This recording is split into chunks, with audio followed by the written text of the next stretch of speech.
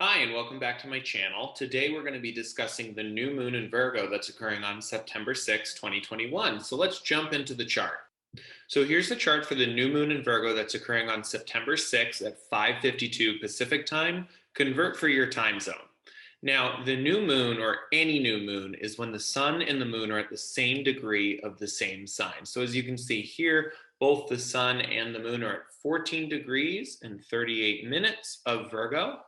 Now, houses for a lunation chart like this don't exactly have the same play like they would in a natal chart. But what is more important is placing the planets into your natal chart, and then those houses are what's of prime importance to you.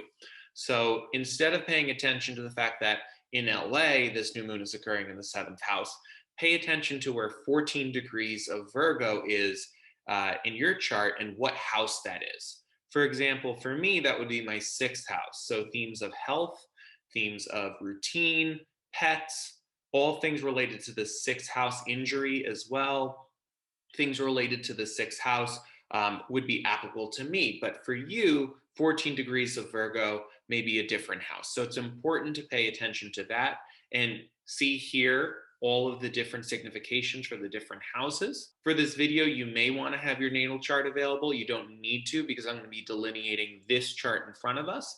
But just remember when I mention a planet and its degrees and the sign it's in, very important to relate that back to your natal chart for a little extra point of view, if you will, or a little extra emphasis on how it affects you personally. So let's just start with the new moon in Virgo. Virgo is the time of the harvest. Every mutable season or solar season, the mutable signs being Pisces, Gemini, Virgo, and Sagittarius, all of which are about the transition from one season to another. So for Virgo season, it's the transition of summer to fall. It is harvest season. And I can't think of a better time for Virgo season, given that Virgo is all about systems, all about fine details, and all about service, all of which relate back to harvest time. And the reason why I say this is because the new moon is always the start of a new lunar cycle. And the days after the new moon, when the moon is gaining light from the sun, is really about planting seeds and about new beginnings and about really sort of initiating projects or initiating tasks or going after goals. Now, Virgo, of course, is very much about the fine details, very methodical. It is a Mercury ruled mutable earth sign. So when it comes to picking out sort of what those initiatives or those steps will be, it's very important to identify systems, to identify, the real fine details in it, and even laying out checkpoints. You may have one big lofty goal, but there might be 12 checkpoints to get there. Now, for more context around this new moon than just saying like new beginnings or new horizons, it's really important to look to the aspects that the new moon is forming. And in this new moon, there's an almost exact trine from Uranus, which is all about breakups, breakdowns, breakthroughs. It's about liberation at all costs. And more than anything, it's about individuality and challenging the status quo. So a trine is a 120-degree harmonious angle. There's so much flow in a trine, which is funny when it comes to Uranus because Uranus doesn't really flow. Uranus is very erratic and very frenetic, if you will, because it is all about liberation at all costs and challenging the status quo. And there is no stability when it comes to challenging systemic systems in place. With this trine from the new moon to Uranus being almost exact and applying within 2 minutes of each other, the steps that you should take and the goals that you should have should be tied towards Uranian themes of embracing your individuality or in liberating yourself from systemic structures at play or from some form of not being able to live your truth or not being able to be your authentic self. Uranus is all about being your authentic self, is all about challenging what other people tell you you should do or you should be. Now, thankfully, this is a harmonious aspect. This isn't a tense square, which I love squares, by the way, but they can be a lot tougher, or this isn't an opposition. This is a trine. Uranus is working with you here. So there may not be as much turbulence around this time. If anything, there might just be the big idea about what way you feel like people or society in general might be holding you back from being your most authentic self? What changes need to occur in your life in order for that to happen? And that's very much built into this chart.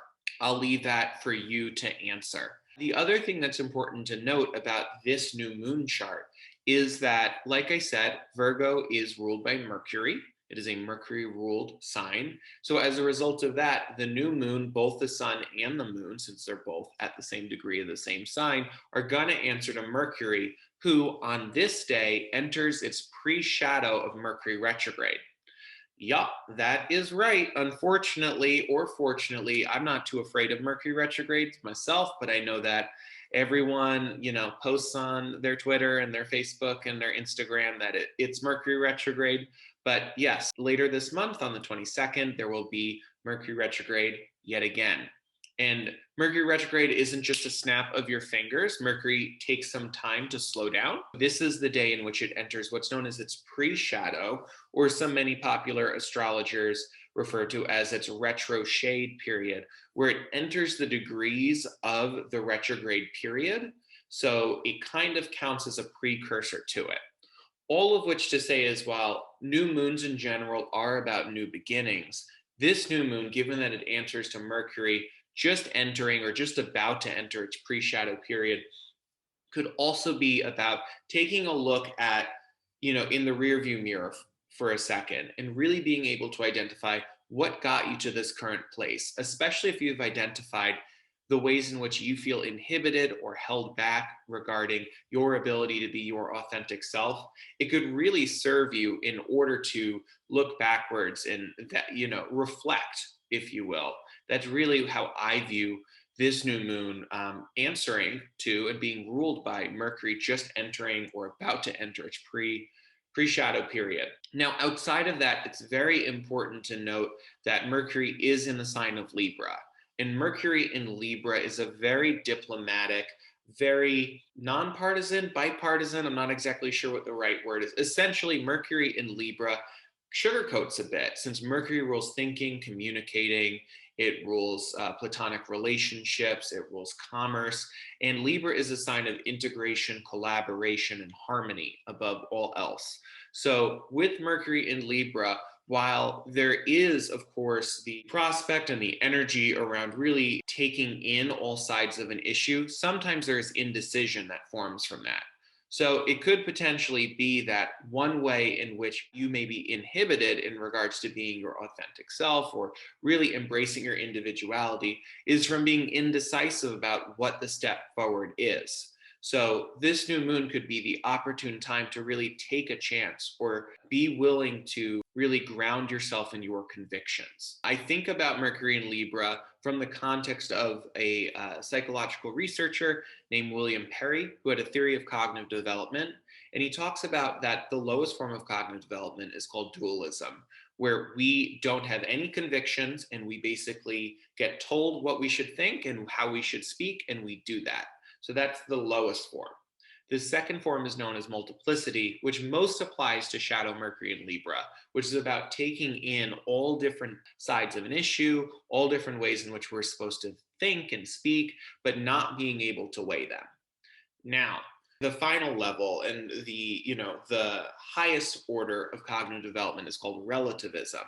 Relativism is when you can take in those opinions and weigh them, and then you can have your own convictions through committing to relativism, through committing to taking in other sides of the issue, but weighing people's opinions, because you can be your own arbiter and you can like make your own decisions essentially.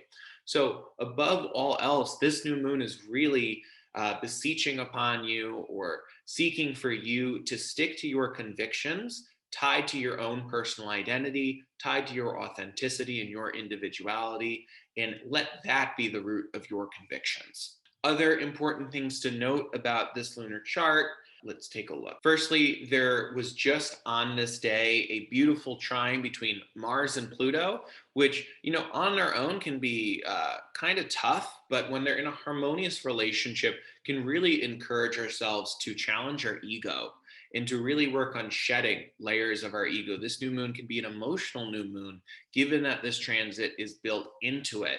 And given that the new moon is tied to like really coming to terms with our uniquity. Uniquity is a word that I just made up. You know, our own authentic self, what makes us unique and individuals. Our ego could be the one that's holding us back. Our hubris could be the one that's holding us back. And with this transit being built into this chart, there's sort of a play here between the new moon and this other aspect, working in harmony to help us really get to that place of authenticity and comfortability with that authenticity. Outside of that, the only other transit that I would want to note is the Venus trine to Jupiter. This would have occurred within the past 48 hours, but still nonetheless important to note, even though it's separating. Venus trine to Jupiter strongly encourages community, strongly encourages being with loved ones, being with those that extol and lift us up. Venus is in its home sign of Libra, really encouraging collaboration, integration, and harmony, those Venusian and Libran themes. And with a trine from Jupiter, Jupiter is all about growth and expanding. It's also tied to our beliefs. So there could very much be a leveling up of our beliefs or our beliefs being the uniter. Venus trine to Jupiter is really also good for self-care and for quote unquote treating yourself. So this could be a very good day to do so. And maybe the way in which you can get in touch with that big problem that you want to tackle with the new moon in Virgo, or that big thing that's holding you back, is in the bath, is in a very Venusian, very sensual type of environment, some way that you can treat yourself and help kind of ground or center yourself so that you can, do some of that ego shedding with the Mars trine to Pluto, and that you can go ahead and really kind of work with the ways in which you can get in touch with your authenticity given the new moon trine to Uranus. There are 3 beautiful trines in this new moon chart, all of which are working with you to help you live your truth and live your authentic self. Awesome. So that was my new moon in Virgo 2021 video. Please feel free to comment below which house the new moon will be occurring in for you. And if you have any new moon reflections, also don't forget to like, subscribe, comment, all the above, and I'll see you soon.